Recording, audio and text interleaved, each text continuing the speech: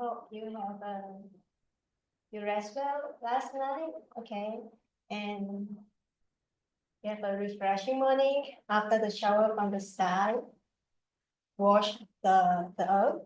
Okay, I would like to continue my talk on the Bodhisattva. Last week, for those who are here, and last week I introduced the Avalokitesvara Bodhisattvas, or the Guanyin Bodhisattvas. Okay, and today I would like to continue to talk about the Bodhisattvas, but more about the essence, like what is the essence of the Bodhisattvas and how to practice and what are the principles. Okay, so the topic today, that's why is the compassion and the wisdoms of emptiness. These are the two essence of the. So I talk about the heart of the Bodhisattvas. Okay, so let me continue from the talk last Sunday. I mentioned that Bodhisattvas, Guanyin Bodhisattva is an advanced Bodhisattva. Okay, so he or she, up to the form that the Bodhisattva shows, okay, this Bodhisattva are able to respond and adapt according to the needs of different sensual beings and circumstances in order to help them in the way that they need. So you can see that these kind of Bodhisattvas, they totally really give up or no more act or response out of their self or the ego, but totally based on the needs of the sentient beings. So Bodhisattvas can be in different forms, okay? Sometimes it can be maybe an old man that we met, or our friends, or our neighbors, or it can be farmers, okay? Or even a youth, a young boy or young girl. They can be our Bodhisattva in our life. So Guanyin Bodhisattva also can also be a general terms, okay, that refer to beings that have the great compassion, a genuine compassion to help people without asking back, without any expectation.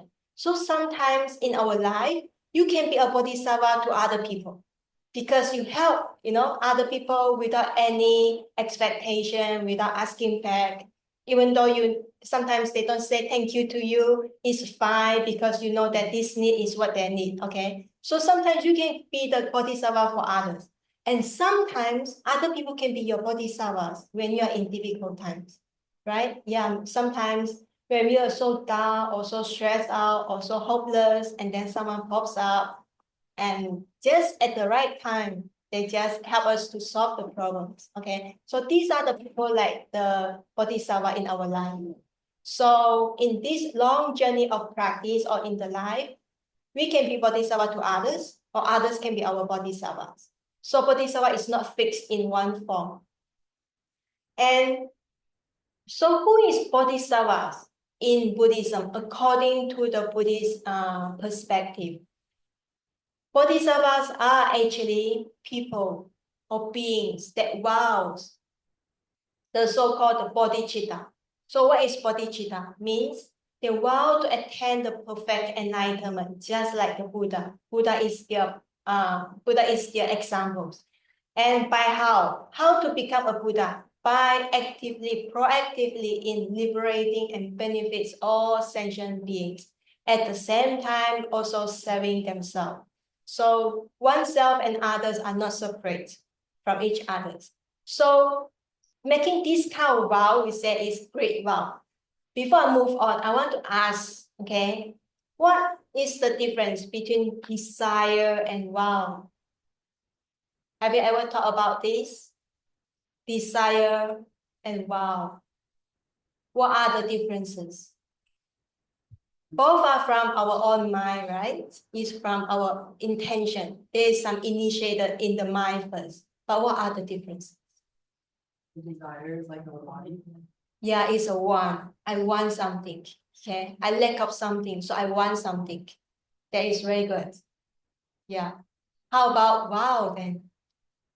Or a commitment. Yes, it's a commitment. It's a long-term commitment. It's commitment for others, for a sacred or a noble purpose. Okay, it's not because I want something. There are the differences. So before I move on, I think it is important for us to understand the difference between desire and vow first. Okay, then we know we can check on ourselves when in our practice, in the way we reach out to others. So here I want to show you, okay, I list out several points. Let's look at what is desire. It's a personal longing, okay, a craving for something that makes us happy, that fulfilling, and that is relieving, okay? So that is the desire. And often desire is self-centered because I lack of something, I want something so that I feel more complete, so that I feel perfect. It's all about self-centered. And oftentimes, desire also means it's not stable. It's more like emotional. Sometimes you need something or you encounter something, then certain desire arises. This kind of desire can be frustrating, it's very transient, okay? It's emotional, and often it's also come with a goal. I want something. For example, I want to attain peace in my meditation, okay? I want to be quiet, so I want to run away, come to Maba. Maba is very quiet. Or I want to save sentient beings. I want to save. I want to help, okay? But you see, in order to help, most of the time we help based on my standpoint. It's not really based on what other people's need. So this is goal-oriented. And also the so-called outcome-based. Outcome-based, we also look for a result. If you don't see the results, you might give up very easily or turn away, okay? And most of the time, this kind of desire lead to attachment. We attach to the result, we attach to our goal, we attach to our idea, thought. And if our desire is not fulfilled or met, then we're disappointed. And then we have hatred or anger, angry towards others, okay? So this is the characteristic of desire. Now look at vow. What is vow in Buddhism? It is a conscious, it's a sacred commitment. We make a commitment. It's also out of the mind, but it's a conscious and noble commitment. And it aims to transcending this self. There is a purpose and there is a connection that we want to build on, okay? The connection to what? To the perfect enlightenment. Not only I also a sentient being. So I want to reach that goal, and everybody the same want to reach that goal, and we are connected. And in order to make this well, there is a steady, disciplined, and compassionate intention. Okay, so this is a process-oriented. Process means I vow to walk on this path. I vow to practice this way. Okay, so it's more about the process. Even though in this process we might not reach the goal, but we know that this is going to be a very long journey. It's okay, we don't fulfill it, we don't achieve any goal in this lifetime in the view of other people. But we know that we are accumulating the virtues. We are accumulating all these merits and wisdom that need for the future, the next step, next life. So it's not so much about the outcome, okay? And the vow also make us more resilient because it will help us to go through the difficulties. Sometimes life becomes so dry, so boring, so difficult. Even in your meditation, in your sitting, you might not be able to sit well, right? Everybody going through this. But because we have this vow, it can help us to be patient, to be resilient, and go through this, the so-called low process. So vow actually is the root, okay, that keep us hold on to a point and then look far. So desire and vows are different. But what I want to point out is that I found that there is a common misunderstanding among people about Buddhism, because they thought that sufferings, Buddhism talked about like get rid of sufferings. We want to overcome suffering and talk about cause of suffering, okay? And most of the time when we talk about cause of suffering, they thought that desire is the root cause of suffering. this is not so correct. What is the root cause of suffering? Desires, attachments, craving. What are the roots of all these cravings and attachments? Is the ignorance, not knowing the truth. Because we do not know the truth, that's why we attach to it. When the emotion arises, we don't know the nature, the true nature of the emotions, immediately we attach. Feelings arise, happy feelings arise, we don't see the nature of the happiness, immediately we attach to it. Angry arise, upset arise, don't know the nature of the feelings, this kind of emotion, we run away from it. So never know the true nature and thought that they are all real and assist them. But this is actually not. Okay, the root cause is not knowing the truth. I will continue to talk about this. Okay, so let's come here. The purpose of the practice is really about what? To eliminate, to overcome the sufferings and purify sentient beings. So when we talk about purifying, it's really like purifying what? Free ourselves from the greed, hatred, ignorance, okay? And among these three, ignorance is really the root cause. For example, when our five senses contact something, what we hear, what we taste, what we see, immediately there are two, either it's a very baby-like feeling arise, or the so-called baby dislike feeling arise. But without true knowing the nature of what is happening, the so-called ignorance, immediately we grab the like feeling. And this like feeling become happy, become I want, crave, excited. So this is one side. And the baby dislike feeling arise. We are not aware of the nature. Immediately we thought this is real, attached to it. So the baby dislike feeling becomes what? Upset, restless, anxious, depressed, anger, all the negativities is another side. So that is, we call those, all those are ill will or hatred. So the root of these two extremes actually is the so-called ignorance, not knowing the true nature of the body, not knowing the true nature of the mind. So we always fall into these two categories, like or dislike. Like in many forms, dislike in many forms. So we come to practice in order to know their nature. First, is not to suppress them, but to subdue and transform them. For example, the mind attached and greed, okay, selfishness. But if we are able to know this true nature of the mind and the body, then we can train the mind to know it as it is and not attach to it. And slowly the mind will let go. So this kind of mind not attached to anything is become stable, focused, and the mind can continue to work without much distractions. So this kind of stable and focused mind can do a lot of things. That's why Bodhisattvas always have a stable and focus on their mission, their vision, so that they can continue their work without being distracted. And next, the ill will and hatred. Okay, this is something that we can transform. Instead of saying that I don't like it, I hate it, turn it over, transform it into kindness and compassion. Okay, so turn it away, turn it around. And ignorance, okay, through learning and practice, we able to slowly cultivate the wisdom, and finally is the transcending and true wisdom. So you can see that during this whole process, everybody, every human, okay, we have this potential. Yeah, we have the so-called imperfections, but through practice, we can transform ourselves, purifying ourselves to become a better person. This is actually our potential, the mind power. And we also have the sentiment, the so-called emotion. Emotion doesn't have to be negative. Emotion also can be a positive way.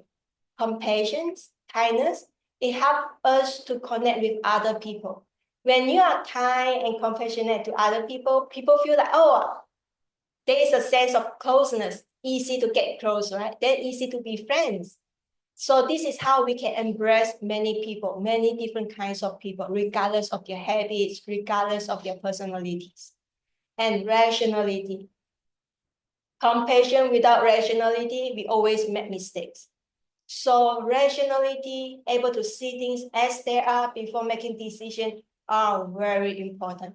So rationality, sentiments, we need to have a balance between these. So practicing or being a bodhisattva actually is a process of transforming ourselves, purifying ourselves to become a perfect or a better person in these three aspects. So it is about our sentiments, it's about our intellect and the mind power, just like how to say, sharpening the knife, okay? So that the knife can sharp enough, cut off all these defilements and also help others. So these are the purpose, okay? These are the core purpose. No matter what we do, this is always our core purpose.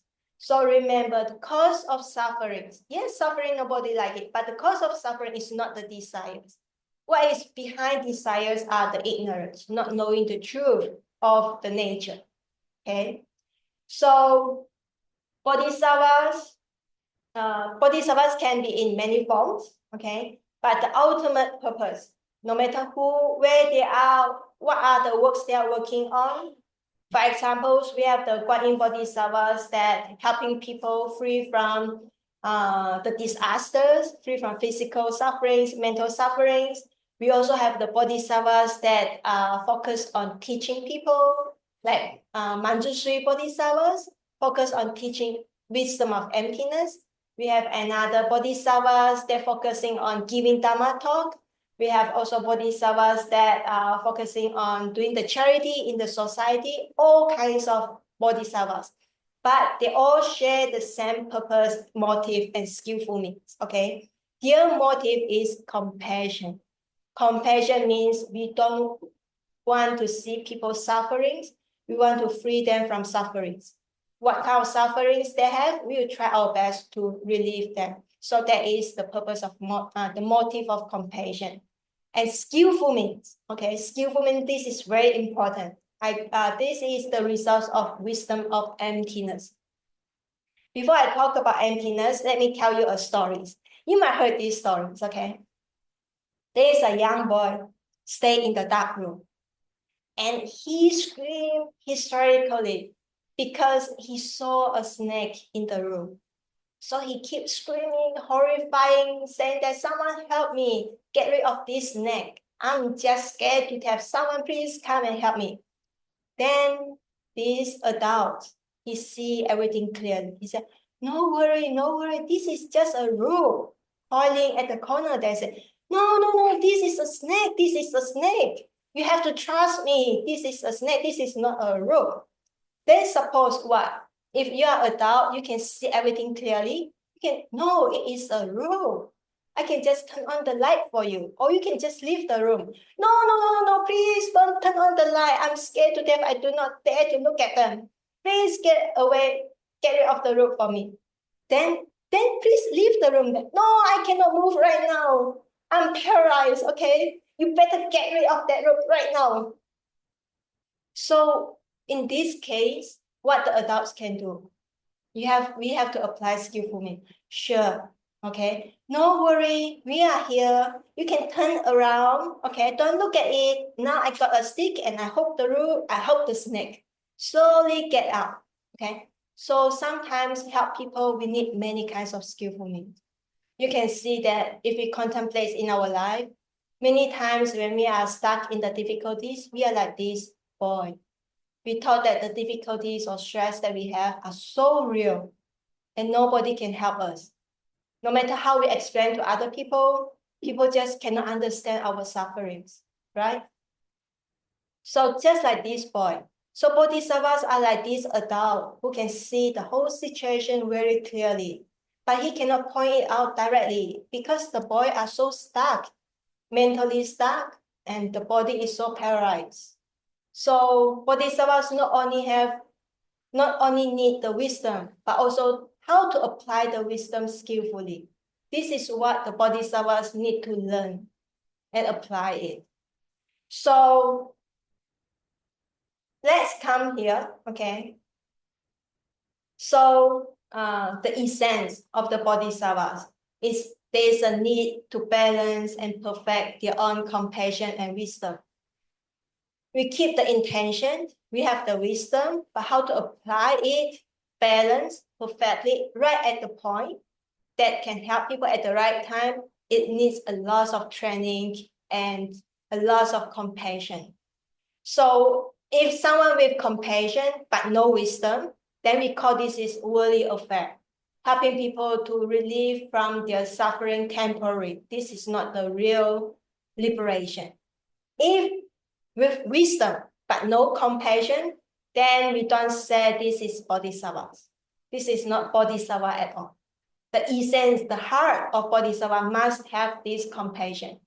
If someone can talk about wisdom of emptiness very profoundly, but never have the intention, never have the feelings relates to others, we call this is maybe a word play. You playing the words, playing some thinking like philosophy. Okay, that's it. No action. So compassion and wisdom of emptiness are the essence of the Bodhisattvas. So let's talk about what the Bodhisattvas can do, okay, how to liberate and benefit others and oneself. First, like the Guanyin Bodhisattvas, okay, help people to overcome their physical and mental sufferings, stress in this world, okay, this is one. Or next, the more profound is, the deeper level is, we ourselves keep diligently in practicing the understanding the truth and share the truth with others so that other people also have the ability to see, to look into their ignorance, understand what is happening inside, understand their greed, and understand their ill will, so that they have the wisdom to navigate and overcome their problems and then help others. And for future generations, we are not talking about only one generation. For future generations, we need to pass this Dharma, the wisdom, to many, many generations. So someone need to uphold and preserve the Dharma. This is why many monastics, they go for, means go homeless in order to devote their whole life and energy in this mission to uphold and preserve the Dharma.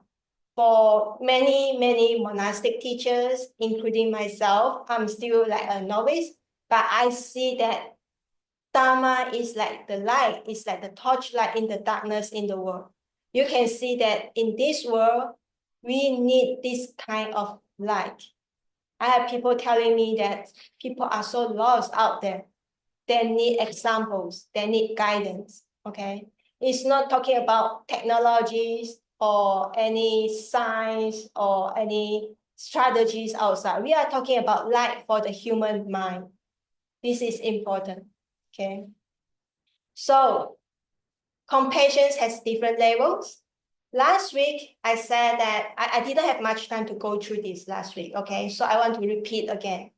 There are 3 levels of compassion. Sentient beings oriented compassion means we start with like, oh, I treat everybody, whether those my friends, relatives, co-workers, or people who I don't know, or strangers, or even enemies, just like my mother, my parents, or my children, treat them equally. This is the basic one.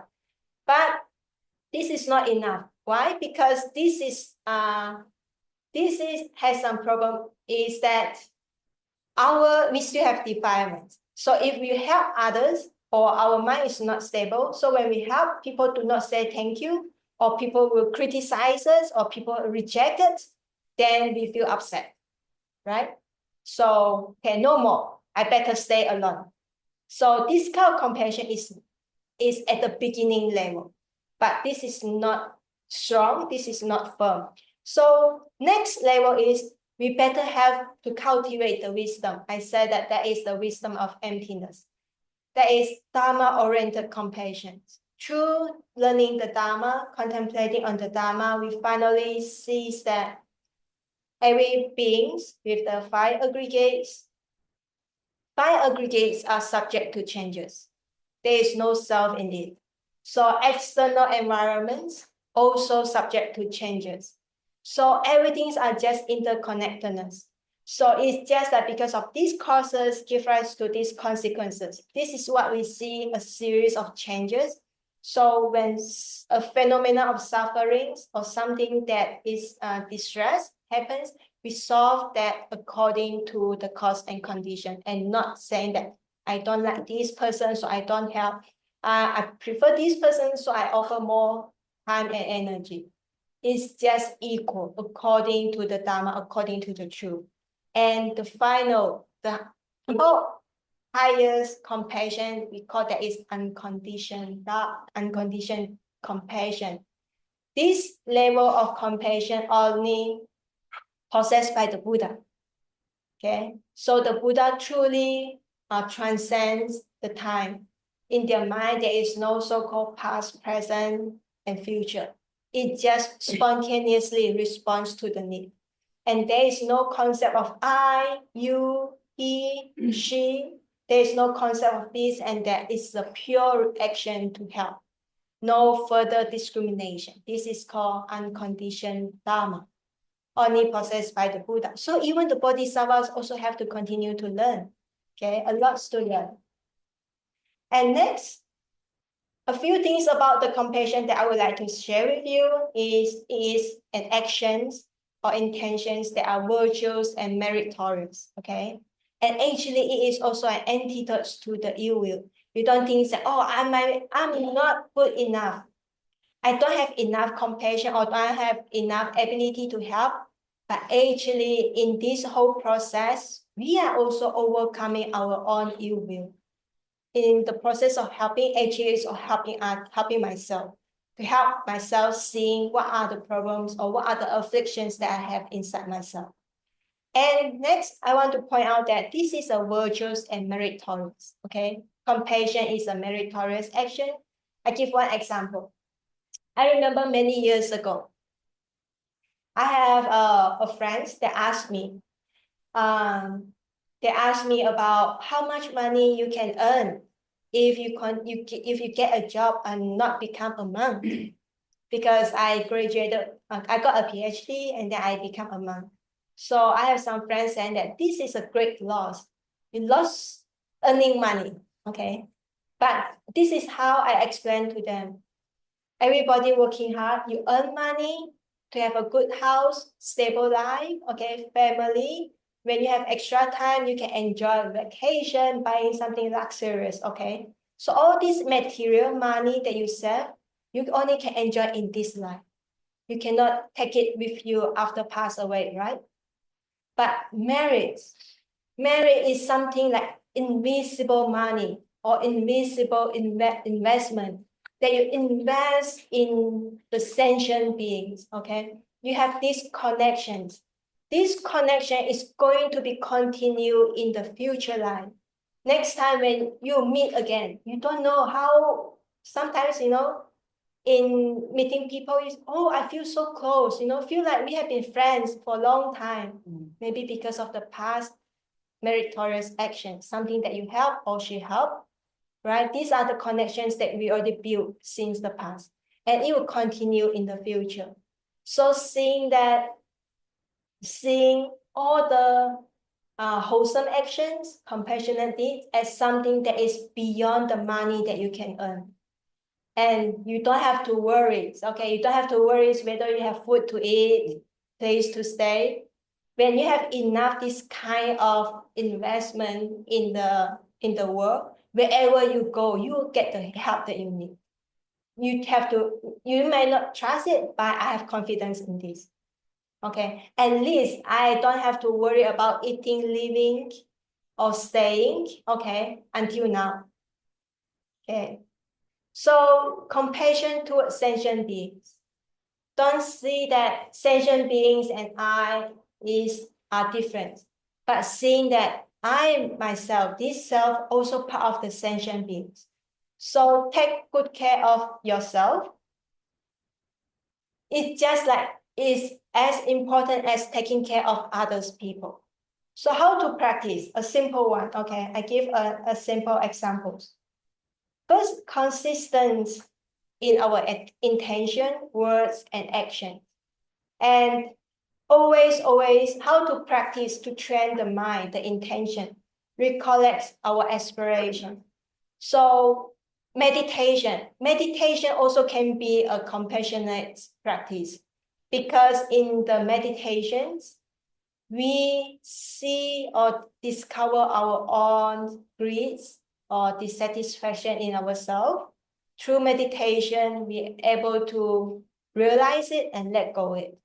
So in the meditation, we don't just sit still and thinking that peace and no desires is the goal. Always start your practice alone with a wholesome intention, thinking that I take the Buddha, the Dharma, and the Sangha as my teachers. Okay, so you connect with others and make the vow that I want to liberate from all the unwholesome deeds. I want to cultivate wholesome deeds, and I want to serve sentient beings. Take this as your intention in the practice. This is how we connect our meditation with all sentient beings. This is the difference, okay? So we practice with a purpose. The purpose is not just to sit, stillness and calms and nothing. If you just want to peace and no desires, then table cushion are doing better job than us. You can learn from the rock, learn from the table, right? So what makes meditation different is there is a more noble intention there. And through the words and actions, okay, I don't have to talk about this because our teachers will continue to mention this in the other talks. I want to continue to talk about a bit about the wisdoms of emptiness. So many people, I think this is also another misunderstanding about emptiness. They will talk that emptiness is nothing. But actually, emptiness is just another word for impermanence. Impermanent means everything are changes. Keep changing. Why changing? Because it's subject to many causes and conditions. When one cause change, the rest change. Just like a network, when one point is changing, it's continue to have the ripple effects and affect other people. So everything depends on other things. Nothing is independent. So truly, when we look at the world, look at the beings, look at the society, everything, there is nothing is isolated from others. Nothing is independent. That's why we say it is empty of intrinsic nature. So bodhisattvas who penetrates into this empty nature of the dependent co-arising, they see that neither arising or ceasing, neither pure or impure, neither increasing nor decreasing. I know this sounds a bit profound, okay, to many people. Maybe I give examples like this. Neither arising or ceasing. Take something like this. The birth of a new life, you celebrate birthday. This is so real to you. But in the bodhisattvas or the nobles one, life are just conditions come, okay, then a new life form. When conditions change, it's subject to the end, okay? But this is not the real end. It continues in other forms. So it is just a process, the up and down, that's it. But in their eye, they don't see anything real arise or really ceases. The same for success or failure. It's just a process. When someone commit evil doing or doing something good, we don't say this is really good person. There is no so-called real person. We only say that this action or these deeds has a good effect, wholesome effect. Okay. And sometimes we do something wrong. We don't say this is a bad person. We just say that this is a mistake. This is not a good action. Okay. And we forgive. So there is nothing really pure or impure. Nothing stay permanent. And neither increasing nor decreasing. People also attach to this, attach to numbers. When you see numbers increase, you thought this is increase, this is success. Okay, your wealth, numbers of people. So we judge a success, we judge something by whether the numbers increasing or decreasing. Actually, in Buddhism,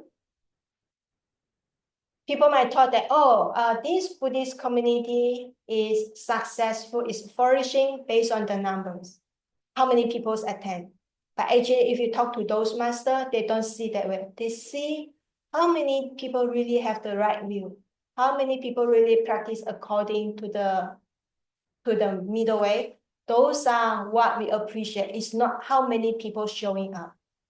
So numbers or the phenomena on the surface are not so important. It's more about how many people grab the essence. So in short, okay, all phenomena are interdependent. Body and mind, self and others, including the environment, are all interconnected and be so deeply influenced by each other. If we are so influenced by each other, how can we say that I want to practice and I want to separate from the world? The bodhisattvas who penetrate this kind of wisdom of emptiness, they don't see that I need to separate. Sentient beings and me are united. We all blend in together. So in their practice, how to practice? Okay, these are the principles. I just want to show that the principle is like this. Know the causes and conditions as they are. So there are conditions and causes that we can change, improve, then we work on that. Before we make judgments, okay, let's reflect and observe the whole process. Many times we leave, or many times we jump in a conclusion without knowing the whole process. And next is make proper choices according to our position. In the network of the society, our position change. At home, you are parents or you are children. At workplace, you are a boss or you are a subordinate or you are co-workers. In hang out with your friends, you are friends. So different positions, you have a different roles. You don't always become the boss, right? And you don't always become the parents. So seeing or in facing different people, we need to change our position. We also need to change our attitudes so that we can make a proper choice at that time, at that position. Okay, so because of the time, okay, I want to make a summary here. In conclusion, I want to say that the essence of the Bodhisattva, the heart of the Bodhisattva is compassion and wisdom of emptiness. And Bodhisattva do not isolate themselves from the rest because sentient beings are their object of practice. Wherever the sufferings, we reach out. This is very profound, okay? Can you imagine how many people really able to endure the difficulty in order to change all these conditions to improve? Most of the time when we in a difficulty, we run away, not even thinking of maybe I can do something change, okay? If I'm that little screw, maybe I need to tighten myself so that the wheel can move longer time. But these two are not enough. We need other provision, okay? This is going to be a long journey. We need many more other provisions. What we need? We need to have self-discipline, skillful means, generosity, stability, patience, strength, diligence, determination, self-reflection, etc., etc. So this is like the whole package given by the Buddha. Okay, and if we want to practice, we need to take the whole package. Just like this is the medicine, we need to take the medicine according to the prescription. If you say that, I think I just need meditation, I don't need the rest, okay, I just need meditation. So I take the meditation skill and the rest I do not want. Then the effect is much less. So the Buddha already give the whole perfect package. So if we trust it, have the confidence, we better practice according to it and not just choose one of them. Right, doctor, right? Yeah, we need to take the medicine accordingly. Yes. So I here have the confidence in your own potentials. Okay, the Buddha come from an ordinary person. He used to be a prince, okay, an ordinary prince. And he able, through his own hard work and many practice, he able to perfect his wisdom, compassion, and diligence. So I would say that Buddhahood is the perfections of human potentials. And the Bodhisattvas are those who aim on this path. This is the only path. So the last I would like to share with you today is, but this journey is not going to be easy. From a beginners to an advanced Bodhisattvas, we need to go through these stages of adaptation or learning. You see that? At the beginning, when you come to Buddhism, you might get very excited, right? Enthusiastic. It's like honeymoon. This is so good. Okay, many people, they come and stay, and then this is the so-called honeymoon time. But then later on, maybe they have like too much expectation, and then they gone through a period of disillusion. Okay, the so-called the break-in period. I feel like there's so much that I don't know. I don't know how to apply. You know, the Dharma is so profound, but I don't know how to apply it. I have so much problem in my life. And eventually, before they're able to know what they do not know, and then know how to apply what they know to overcome what they do not know, that means to accept and master the skill. Most of the people left at this point. When they're frustrated, when they feel lost, when they feel like they cannot apply the Dharma, or the Dharma cannot help them, or the Sangha cannot help them, then they left. I would say over 95% of the people left during this period of time. So keep in mind that the goal is noble and the journey is long, but you are going to meet many bumping in your roads, okay? Sometimes people only will have like several this kind of pitfall in their life. Some people who are able to get rid of it, then they will recover faster. So everybody's experience are different. But at least this kind of process that's shared by our masters, we need to keep it in mind that this is not easy, but we need to be patient and resilient. Okay, so that's all that I would like to share with you about the Bodhisattvas practice. When we ask for their support and helps from the advanced Bodhisattvas, we also would like to take them as our examples. Okay, and so that we can continue passing on this message and practice to our next or to people that are around us. Hey, that's all from me today, from my sharing. I hope that coming together, learning and practice together is a virtuous action. A lot of merits have been cultivated through this kind of group practice. So we would like to share these merits to everybody, not only in this room, but all the sentient beings on this compound, in the society and in this world. And may they also have that chance to learn the Dharma like us and to feel the joy, the Dharma joy like us. And may all sentient beings able to liberate from their sufferings and enjoy the true happiness. Thank you so much.